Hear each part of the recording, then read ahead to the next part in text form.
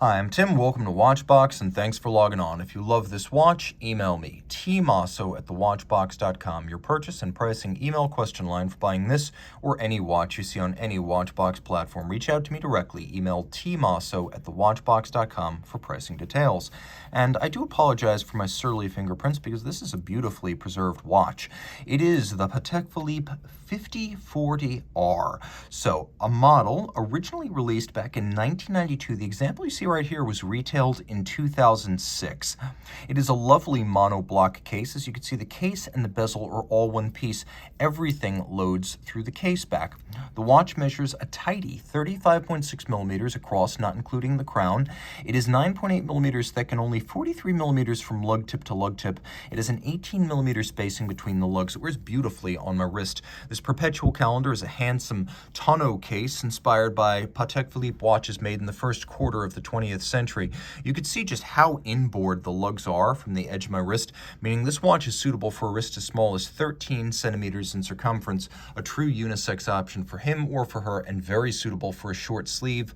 And by that, I mean a tight sleeve. It'll fit underneath a dress cuff. Taking a look at the strap, it is gloss black, large rectangular scale alligator leather. It has a sheer cut edge, a monotone stitch, calfskin on the bottom. You can see it's a Patek Philippe factory strap in outstanding condition, and it is a relatively modern Patek strap as it features pull-tab spring bars so you can quickly remove the strap from the case without tools. We have a full deployant clasp, polished rose gold Calatrava cross, single fold deployant, a little bit of security against dropping your watch when it is being donned or removed at bedside. Now you can see just how seamless this case is. It's very fluid. The lugs are squared off, but everything else is of dramatic compound curvature. Really, the only straight lines are the interior profiles of the lugs and the end of the case. It's a wonderfully preserved watch. You can see Patek had the good taste to recess the crown a little bit so it doesn't stick out unduly. You can see another feature that Patek continued longer than almost anyone else in the industry, the little Sigma dials, the a priori marks, encouraged in the 70s by a Swiss Precious Metals Trade Association on dials that included hands and indices in gold or solid gold dials. So Patek Philippe labeled its dials accordingly, but it kept doing so right up into the late 90s, early 2000s, by far the longest span of such labeling in the industry. Now, the dial includes a railroad track outboard for reading your minutes and then radially applied Arabic numerals with two little cabochon hour indices down at 5 o'clock and 7 o'clock.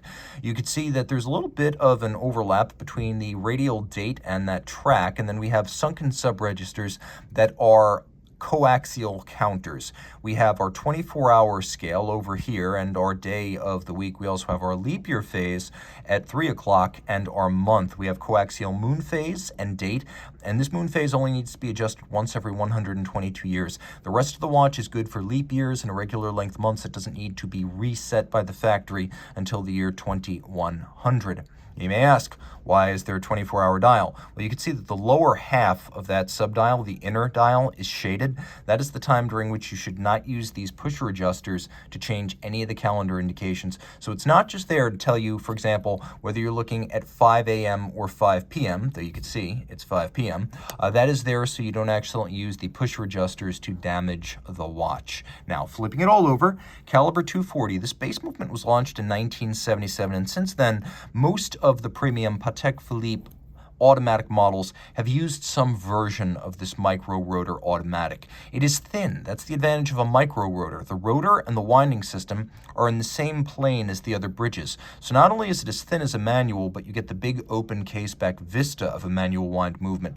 27 joules, automatic winding, 48-hour power reserve, 21,600 vibration per hour beat rate. It pivots on those 27 joules, adjusted in 5 positions. And the adjustment is done with a Gyromax style balance. It is a free sprung balance.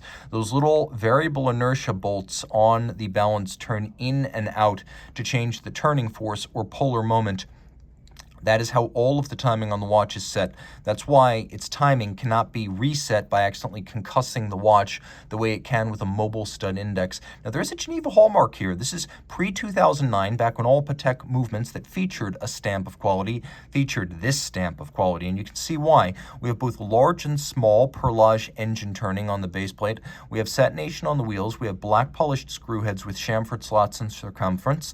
Côte de Genève on both rotor and bridges. And then you can see the edge of the bridges. They're started mechanically, but then they're finished manually to create a nice mirrored shine. If you do get close enough, you can see the original milling marks from when they were started mechanically, but Patek does a really good job of finishing these up so that they are mirror shine instead of showing the bite marks from the milling tool. You can appreciate this movement because it is thin, fine, and a perpetual calendar, all contained in a case less than 10 millimeters thick. 30 meters water resistant, but do not test the theory. Reach out to Team Mosso at thewatchbox.com for purchase and pricing details.